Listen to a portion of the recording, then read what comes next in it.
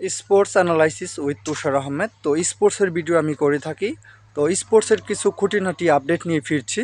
তো আমি যেটা বলতে চাচ্ছিলাম, তো স্পোর্টসের ভিডিও যেহেতু আমি করি, তো স্পোর্টস সংক্রান্ত তথ্য আপনাদের দেব।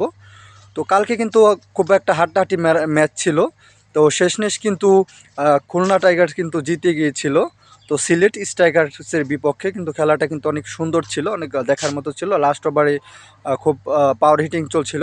তো মেহেদি মিরাজ কিন্তু তিনিও কিন্তু 70 রানের একটা ইনিংস খেলেছেন, 70 করেছিলেন তিনি। তো অনেক ভালো লেগেছিল। আর আরেকটা আপডেট দিয়ে রাখি, শেষমেশ কিন্তু রংপুর রাইডার্স কিন্তু হেরে গিয়েছিল। তো অবশ্যই রায়ান বাল্ব তিনি কিন্তু অনেক ভালো করেছিল। তো এই ছিল স্পোর্টস ভিডিও। তো অবশেষে ফিরছি কালকের কিছু স্পোর্টস খুঁটিনাটি বিষয়ের অ্যানালাইসিস করতে। তো sports analysis with Tushar Ahmed.